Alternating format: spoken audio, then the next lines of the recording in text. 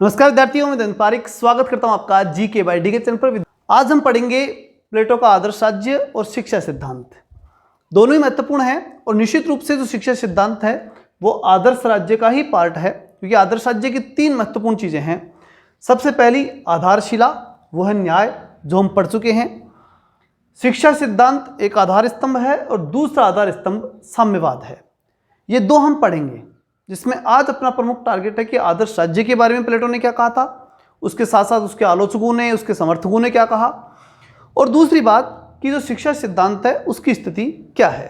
चलिए शुरू करते हैं। सबसे पहली बात कि प्लेटो का जो आदर्श राज्य है उसके अंदर जो शिक्षा सिद्धांत जो कि आधार स्तंभ है वो सकारात्मक है, आध्यात्मिक है, अंदरूनी है और मानसिक है। एक बात बताइए, जब मैं आपको पढ़ा रहा हूं तो जो बात मैं बता रहा हूं वो सीधी कहां जा रही है? आपके दिमाग तक जा रही है।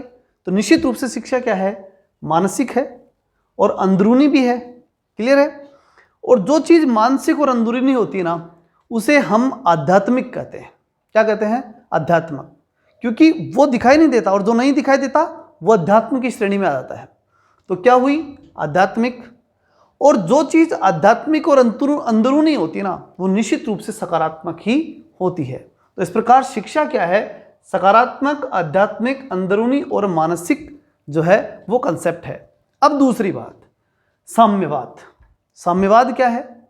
साम्यवाद एक पहले तो समझो साम्यवाद क्या था। प्लेटो ने जो साम्यवाद दिया वो क्या था? प्लेटो ने साम्यवाद दिया वो संरक्षक वर्ग के लिए दिया। संरक्षक वर्ग कौन? शुरुआती दो वर्ग। शुरुआती दो वर्ग कौन? एक शासक वर्ग और एक सैनिक वर्ग। जो दो वर्ग हैं उन दोनों वर्गों के पास संपत्ति नहीं होनी चाहिए और परिवार नहीं होना चाहिए। क्यों? क्योंकि अगर ये होगा तो वो भ्रष्टाचार करेंगे। इसलिए ये साम्यवाद की व्यवस्था प्लेटो ने की। इसकी डिटेल हम बाद में पढ़ेंगे, ठीक है। अब ऐसे में ये चीज क्या नकारात्मक नहीं हुई? नकारात्मक क्या होता है? जबरदस्ती किसी को रोकना, वो नकारात्मक है, और अंदर से किसी को तैयार करना सकारात्मक है। शिक्षा क्या करती है? भ्रष्टाचार को नहीं करने के लिए अंदर से प्रेरित करती है। और ये साम्यवाद क्या कर रहा है? बाहर से कंट्रोल कर रहा है। किसके लिए? शिक्षा के, भ्रष्टाचार नहीं करने के लिए। तो नकारात्मक है, भौतिक है और बाह्य है। क्लियर है? अगली बात आती है, जब यहां तक बात समझ में आई कि शिक्षा कैसी है और साम्यवाद कैसा है, दोनों आधार स्तंभों पर अपने चर्चा की। अब हम जो चर्चा करेंगे वो है कि प्लेटो के आदर्श राज्य के अंदर इन दोनों की भूमिका क्या है। तो इन दोनों की भूमिका यह है कि ये दोनों के दोनों न्याय को, अच्छा ये दोनों न्याय पे टिके हुए भी हैं, है कि नहीं? आधार स्तंभ है, स्तंभ किस पे टिका? शिला के ऊपर टिका। लेकिन एक इंपॉर्टेंट बात और भी है। क्या? जब तक स्तंभ नहीं ना तब तक आधारशिला भी नहीं। पूछे कैसे? अगर रास्ते में कोई पत्थर पड़ा हुआ है, आप उसे आधारशिला कहेंगे क्या? नहीं। फिर किसे कहेंगे? उसे कहेंगे जिसको रखने के बाद उसके ऊपर या तो स्तंभ अथवा दीवार, जो दीवार भी स्तंभ का ही रूप हुआ, कुछ ना कुछ उस पे किया जाए, उस पे निर्माण किया जाए, तब वो क्या बनी? आधारशिला। ऐसे आधारशिला थोड़ी, ऐसे तो रास्ते में कई पत्थर पड़े हैं। तो इस प्रकार से न्याय आधारशिला तभी है जब शिक्षा और साम्यवाद जैसे कंसेप्ट हैं।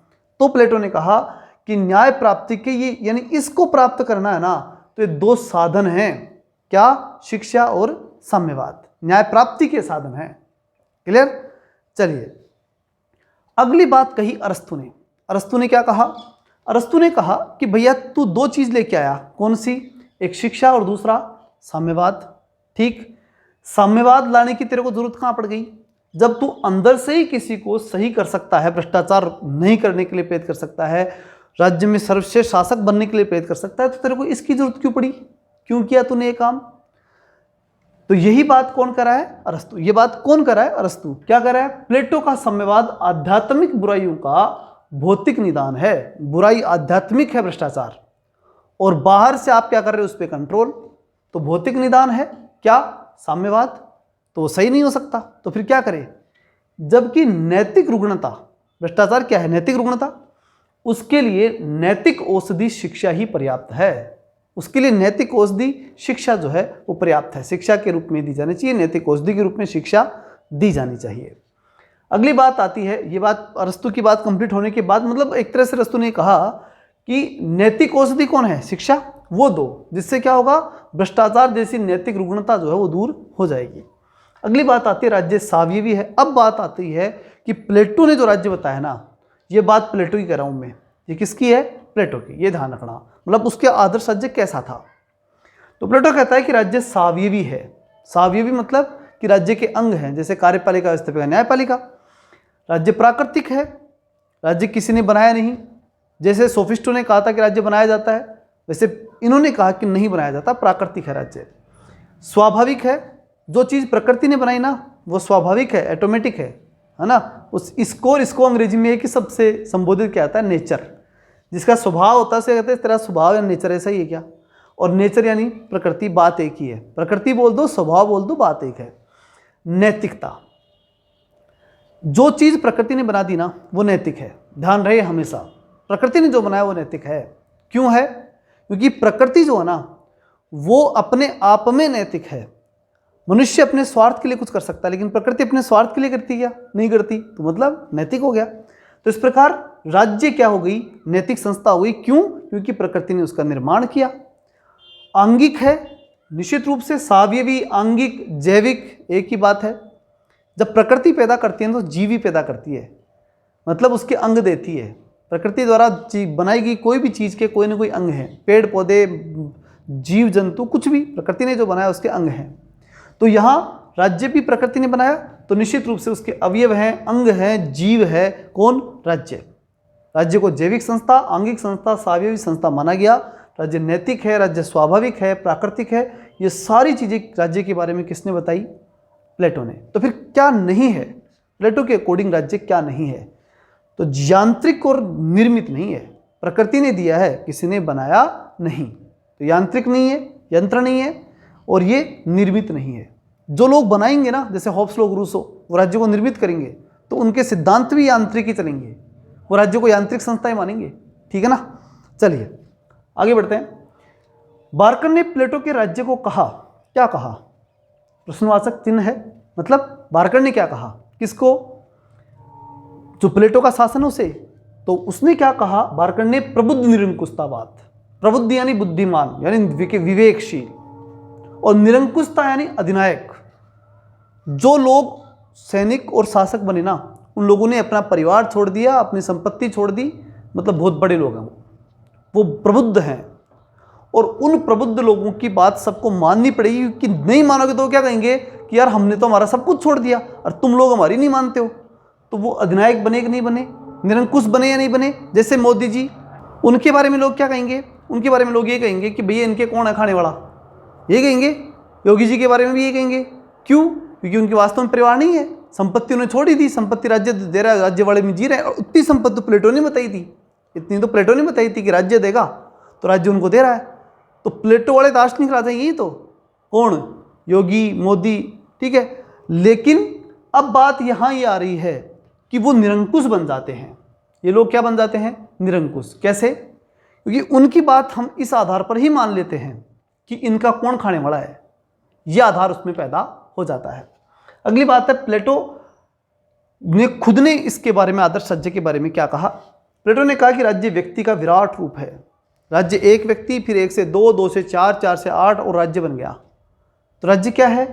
व्यक्ति का विराट रूप है। राज्य व्यक्ति का विराट रूप है। राज्य ओक और सहतूत के वृक्षों से नहीं, व्यक्तियों के चरित्र से निर्मित होता है। ओक और सहतूत से नहीं बनता, व्यक्तियों के चरित्र से राज्य का निर्माण होता है। क्लियर? उसके बाद बात आती है शिक्षा व्यवस्था और साम्यवाद की। यहाँ तक हमने जाना कि राज्य कैसा है, प्लेटो का आदर्श राज्य कैसा है। तो निश्चित रूप से आखिरी लाइन को याद रखना, और यही पूछेगा आपसे, राज्य व्यक्ति का विराट रूप है। प्लेटो का राज्य कैसा है? व्यक्ति का विराट रूप। एक व्यक्ति से जैसा होगा वैसा ही उसका पूरा राज्य होगा, क्योंकि व्यक्तियों से ही राज्य का निर्माण होगा। इसी प्रकार ये यहाँ वो कह रहा है स्पष्ट कि व्यक्तियों के चरित्र से निर्मित होता है, पेड़ पौधों से, पहाड़ों से, नदियों से नहीं बनता राज्य। ठीक है ना? तो इस प्रकार राज्य की बात हमने कंप्लीट की। अब बात आती है प्लेटो की शिक्षा व्यवस्था और साम्यवाद, और आज हम पढ़ेंगे प्लेटो की शिक्षा व्यवस्था के बारे में। बात क्या है कि जो उसने शिक्षा सिद्धांत लिया ना, वो 2 राज्यों से लिया, एक स्पार्टा और दूसरा एथेंस। स्पार्टा और एथेंस दो जगहों से उसने अपना जो है वो शिक्षा का सिद्धांत उसने लिया, मतलब वहाँ की शिक्षा से प्रभावित होकर के शिक्षा दी। स्पार्टा की कहानी क्या थी? सार्वजनिक शारीरिक सैनिक शिक्षा, स्त्री पुरुष समानता। ध्यान रहे, स्पार्टा में सार्वजनिक शिक्षा थी। सार्वजनिक शिक्षा मतलब गवर्नमेंट एजुकेशन। स्पार्टा में स है और सार्वजनिक में भी स है, याद रख लेना, गड़बड़ मत करना, ठीक है ना। गवर्नमेंट एजुकेशन स्पार्टा में है। और एक चीज़ और याद रखना, पाठ बराबर। पाठ बराबर मतलब स्त्री पुरुष बराबर, कहाँ? स्पार्टा में। शारीरिक और सैनिक शिक्षा, और जब पाठ बराबर होते हैं तो वहाँ पढ़ाई की बात नहीं होती, वहाँ तो फिर शारीरिक और सैनिक शिक्षा, शारीरिक शिक्षा दे दो, छुट्टी करो। गवर्नमेंट स्कूल में क्या था? पढ़ाई नहीं होती, तभी तो प्राइवेट चल गई, ठीक है। तो शारीरिक और सैनिक शिक्षा ही थी, पढ़ाई हो नहीं रही थी, इसलिए जो है स्पार्टा में भी यही कहानी थी, गवर्नमेंट स्कूल स्पार्टा, और उसी प्रकार का सारा सिस्टम, ठीक। इसी प्रकार बात आती है एथेंस की। एथेंस में क्या था? गवर्नमेंट की जगह प्राइवेट तो एजुकेशन, और प्राइवेट था तो किस पे जोर? बौद्धिक एजुकेशन पर, दार्शनिक शिक्षा पर, इस पर जोर था। और जब इस बात पर जोर था तो प्लेटो ने कहा कि और तो सारी बात सही है, लेकिन ये निजी वाला गड़बड़ है काम, प्राइवेट नहीं होना चाहिए भाई। तो क्यों? उसने कहा प्राइवेट में एक दिक्कत आती है। क्या? प्राइवेट के अंदर दिक्कत ये आएगी कि अगर प्राइवेट एजुकेशन लेंगे तो पैसा देंगे, और पैसा देंगे तो जो व्यक्ति बन जाएगा ना पैसे देकर कुछ, तो उसके माइंड में एक ही बात आएगी, क्या? कि यार मैंने पैसा खर्च करके फिर ये पद प्राप्त किया है, अब नहीं कमाऊंगा तो कब कमाऊंगा, इसलिए वो जाते भ्रष्टाचार करेगा। इसलिए निजी वाला मामला बिल्कुल नहीं होना चाहिए, ठीक। इस प्रकार से प्लेटो निजी शिक्षा को अस्वीकार कर देता है, निजी शिक्षा को बिल्कुल स्वीकार नहीं करता। और प्लेटो स्पार्टा प्लस एथेंस, स्पार्टा और एथेंस दोनों की शिक्षा मान लेता है, शिक्षा को स्वीकार करता है। लेकिन ध्यान रहे वो किस चीज़ को अस्वीकार कर देता है? एथेंस वाली निजी शिक्षा को अस्वीकार कर देता है। आगे चलते अपन वो है शिक्षा का वर्गीकरण। प्लेटो ने जो शिक्षा का वर्गीकरण दिया वो कैसा था? सबसे पहले प्राथमिक शिक्षा के रूप में, प्राथमिक शिक्षा के रूप में उसने कहा कि 20 वर्ष तक दी जाएगी।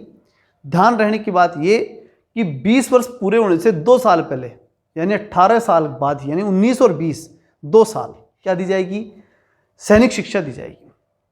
और उससे पहले क्या दी जाएगी? शारीरिक और संगीत की शिक्षा। उससे पहले सैनिक शिक्षा नहीं है, लेकिन आखिरी के 2 साल 19-20 में क्या दी जाएगी? सैनिक शिक्षा दी जाएगी। केवल संरक्षक वर्ग के लिए पूरी शिक्षा, टोटल शिक्षा किसके लिए है? संरक्षक वर्ग के लिए। उत्पादक वर्ग को शिक्षा नहीं दी जाएगी, बिल्कुल क्लियरली ध्यान रख लेना, उत्पादक वर्ग को कोई शिक्षा नहीं दी जाएगी। फिर बात आती है कि उचित गीत बना दो, कानून की आवश्यकता नहीं। संगीत का महत्व बताते हुए कहता है प्लेटो क्या कि एक अगर बढ़िया सा गीत बन जाए ना तो फिर कोई कानून की जरूरत नहीं है। महत्वपूर्ण चीज है कि क्या बनना चाहिए? गीत जोरदार बनाना चाहिए। तो क्लियर हो चुकी होगी इसकी बात कि प्राथमिक शिक्षा को किस प्रकार से इंपॉर्टेंस देता है वो। अब 20 साल पूरे हो गए, प्राथमिक शिक्षा हो गई, सैनिक शिक्षा भी 2 साल उसने ले ली। फिर उसके बाद उच्च शिक्षा आई 20 से लेकर के और 35 साल तक। 20 से लेकर 30 साल तो कठोरतापूर्वक गणित, ज्योतिष, तर्कशास्त्र, इन 3 की शिक्षा दी जाएगी। मतलब 20 से लेकर 30, 10 साल बोल रहा हूँ मैं भी, 20 से 30, 10 साल, ओनली 10 बोला है मैंने, 35 बोल नहीं रहा हूँ, यहाँ लिखा है, लेकिन एक बात बीच में समझाना चाहता हूँ, उसके अकॉर्डिंग ध्यान रखना। हालांकि वो चीज़ मैंने आगे लिख भी दी है, ठीक है। उच्च शिक्षा जो है उसमें 20 से 35 वर्ष तक उच्च शिक्षा होगी, लेकिन 20 से 30 साल तक कठोरतापूर्वक गणित, ज्योतिष और तर्कशास्त्र ही पढ़ाया जाएगा, दर्शन नहीं पढ़ाया जाएगा। दर्शन और द्वंद्व जो है ना वो 30 से 35 में पढ़ाया जाएगा, ये ध्यान रखना। दर्शन और द्वंद्व कब पढ़ाया जाएगा? 30 से 35 साल। क्लियर है? इस बात का विशेष ध्यान रखिएगा, क्योंकि वो इसके बारे में खुद प्लेटो भी कहता है, बहुत रिसर्चर भी कहते हैं कि प्रौढ़ होने के बाद ही दर्शन की शिक्षा संभव है, हर किसी के बस की बात नहीं है। आगे चलते अपन व्यवहारिक शिक्षा। प्राथमिक शिक्षा क्लियर हो चुकी होगी, उच्च शिक्षा में भी क्लियर हो चुका होगा। 3 चीज पढ़ाई जाती थी, गणित, ज्योतिष और तर्कशास्त्र, और 30 के बाद दर्शन शास्त्र। आगे चले व्यवहारिक शिक्षा। व्यवहारिक शिक्षा 35 से लेकर 50 तक, ये वो शिक्षा थी जो ये बोलते ना मारवाड़ी के अंदर कि ठोकरों की खाओगे तब शिक्षा आएगी, ठीक है ना। या बोल सकते हैं कि किसी भी चीज़ का अनुभव लेने के लिए उस कार्य को बार बार करना पड़ता है, वो चीज़ है। तो यहाँ व्यावहारिक शिक्षा का जो कंसेप्ट था ना प्लेटो ने दिया था, वो यही था कि जो भी उसने सैद्धांतिक शिक्षा अब तक ली, उस सैद्धांतिक शिक्षा को व्यवहारिक जगत के अंदर लागू करके देखना, व्यवहारिक जगत में किस प्रकार से काम करे, इस बात को देखने की बात इसमें थी। अब बात आती है कि प्लेटो शिक्षा व्यवस्था महत्वपूर्ण तथ्य, प्लेटो की शिक्षा के महत्वपूर्ण तथ्य क्या क्या है, ये बड़े इंपॉर्टेंट है, इनको ध्यान से देखना। ठीक, शिक्षा मानसिक रोग का मानसिक उपचार है। शिक्षा क्या है? मानसिक रोग का मानसिक उपचार। मानसिक रोग क्या है? जो भी भ्रष्टाचार या गड़बड़ जो भी दिमाग में पैदा होगी और कहीं पैदा होगी, दिमाग में पैदा होनी है, उनका इलाज कहाँ होगा? उस मानसिक चीज, कौन सी? शिक्षा, उससे ही उसका उपचार हो सकता है। तो इसलिए शिक्षा मानसिक रोग का मानसिक उपचार है। बारकर एक बात कहता है इसके लिए, क्या? कि व्यायाम मन के लिए शरीर का प्रशिक्षण है। व्यायाम क्या है? मन के लिए शरीर का प्रशिक्षण, मन के लिए शरीर का प्रशिक्षण है। ये ध्यान रखना भाई, इसको अच्छे से याद रखना। बारकर कहता है व्यायाम मन के लिए शरीर का प्रशिक्षण। एक बात बताओ, बारकर क्या कहेगा? हम भी जानते हैं इसी तरह से, ये बार की बात ही है, सबको मालूम है, आपको और मेरे को सबको मालूम है, मतलब बार की बात है, इसलिए बारकर कह रहा है। कैसे? देखो, शरीर है, शरीर स्वस्थ तो मन स्वस्थ, सीधी सी बात है, ये हम सबको मालूम है। वही बात बारकर कर रहा है, रटने की जरूरत नहीं है। व्यायाम मन के लिए शरीर का प्रशिक्षण है, शरीर का प्रशिक्षण करोगे मन स्वस्थ हो जाएगा। ये बात कौन कर रहा है? बारकर। तो बाहर से काम करो, अंदर से स्वस्थ हो जाओगे। अगली बात, शिक्षा केवल संरक्षक वर्ग के लिए है। शिक्षा किसके लिए है? संरक्षक वर्ग के लिए। ये बात मैंने पहले बताई थी, यानी दो वर्ग, संरक्षक में कौन है? दो, शासक और सैनिक। उत्पादक के लिए शिक्षा नहीं है। 30 से 35 वर्ष की आयु तक द्वंद्व और दर्शन की शिक्षा दी जाएगी। ये बात मैंने भी थोड़ी देर पहले कहा कि 20 से 30 तक तो आप कुछ ही पढ़ा लो, गणित, ज्योतिष, तर्कशास्त्र सब पढ़ाओ, लेकिन दर्शन पढ़ाओ ना तो 30 के बाद ही पढ़ाना। क्यों? क्योंकि क्वारे नामक एक विद्वान ने बात इसी प्लेटो के दर्शन को पढ़ के कही थी, क्या? कि दर्शन प्रौढ़ अवस्था के लिए है, युवा अवस्था के लिए नहीं है। युवा अवस्था के लिए दर्शन नहीं है, ये प्रौढ़ अवस्था के लिए है। ठीक है, तो ये था आज का कंसेप्ट।